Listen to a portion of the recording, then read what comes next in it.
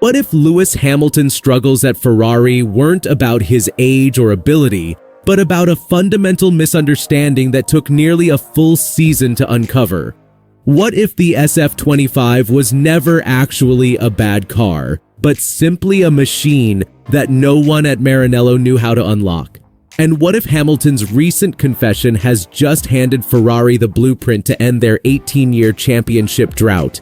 The answers to these questions have just exploded across the Formula One paddock, sending shockwaves through Ferrari's Maranello headquarters and leaving even seasoned critics like Nico Rosberg completely speechless.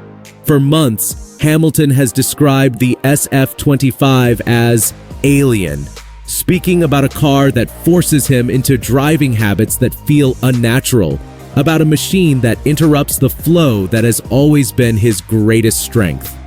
But at Monza, something changed.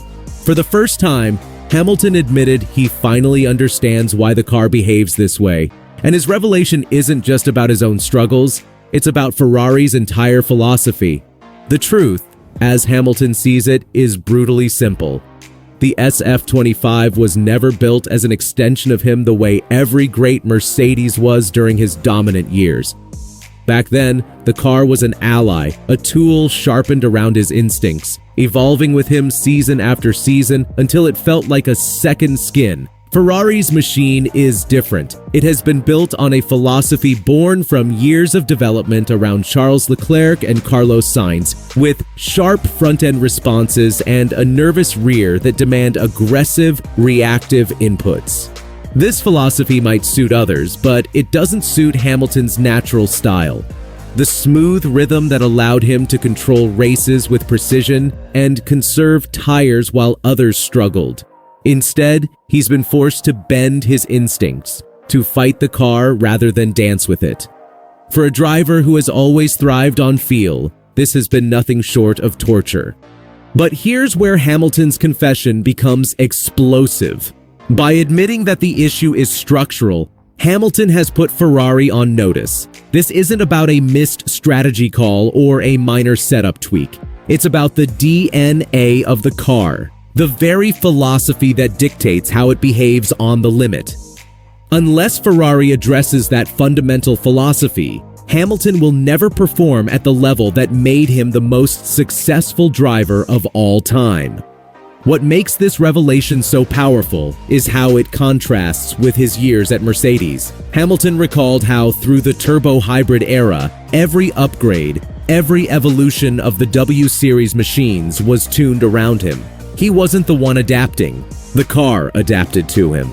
That's why he looked so untouchable, why his rivals so often cracked under pressure, why he and Mercedes became the benchmark for consistency and dominance.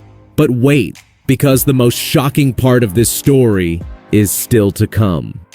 The telemetry from Monza revealed something that left Ferrari's engineers in absolute disbelief. What Hamilton achieved with the SF25 wasn't just fast. It was mechanically perfect in ways that seemed impossible given the car's reputation.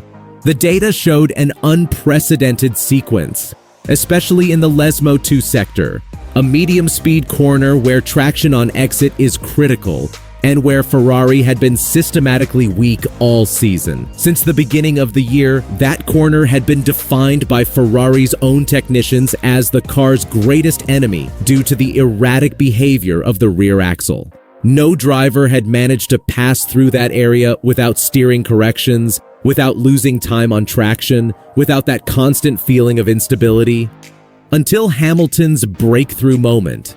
Hamilton wasn't just faster than his immediate rivals like Norris or Piastri at that point. He did it with inhuman consistency. Lap after lap, he recorded exactly the same 246 kilometers per hour exit speed.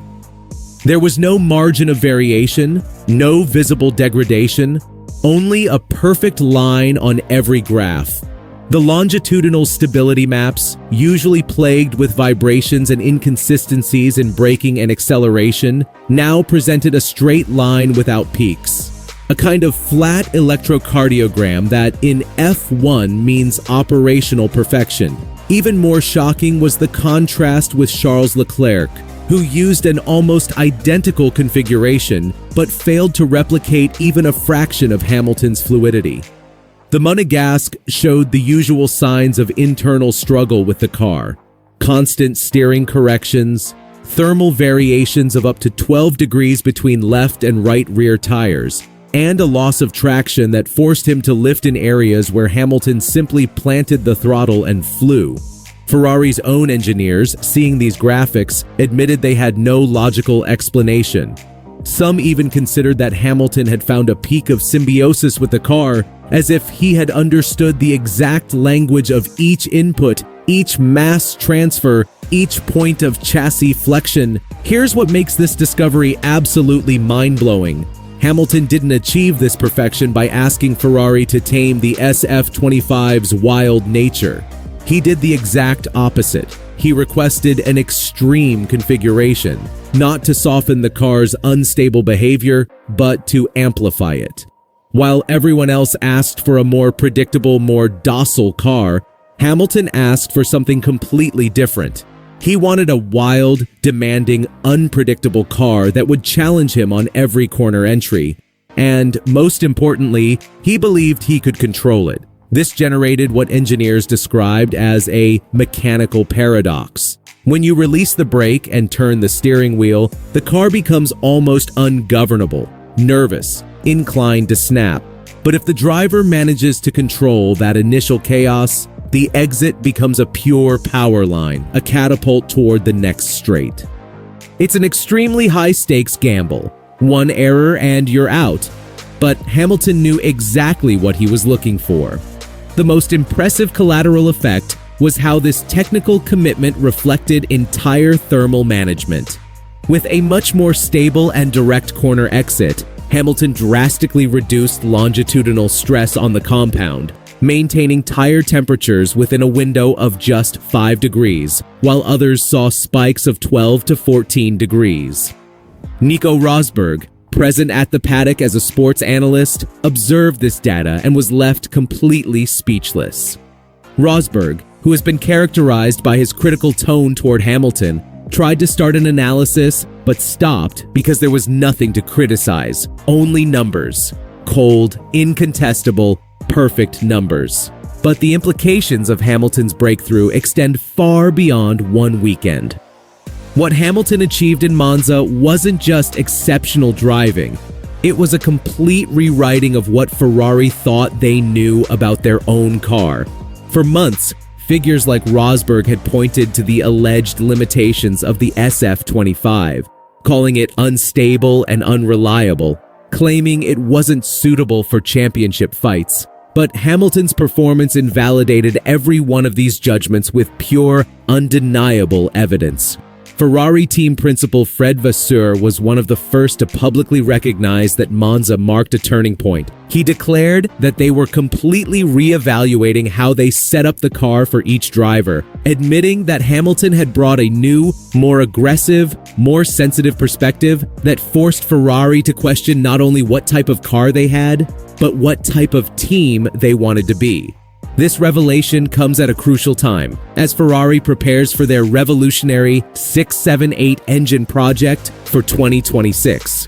The new power unit is designed to be smaller, lighter, and more efficient than anything Ferrari have built before. A power unit that doesn't just sit behind the driver, but transforms how the entire car can be conceived. Hamilton, who has admitted that patience won't last forever, has essentially drawn Ferrari a map to the future. Adapt the philosophy, build a car that allows him to drive naturally, and the results will follow. Ignore it, and Ferrari risk wasting the greatest asset they've signed in a generation. For the Tifosi, Hamilton's honesty is both shocking and inspiring. They've spent years listening to excuses, to promises of progress that never materialized. Now they have a driver who has told them the truth. The car is the problem, it's structural, it's fixable, and he's determined to make sure it gets fixed. The question now isn't whether Hamilton can adapt to Ferrari. Monza proved he already has. The real question is whether Ferrari can adapt to Hamilton and whether they'll seize this opportunity to finally end their championship drought or let it slip away forever.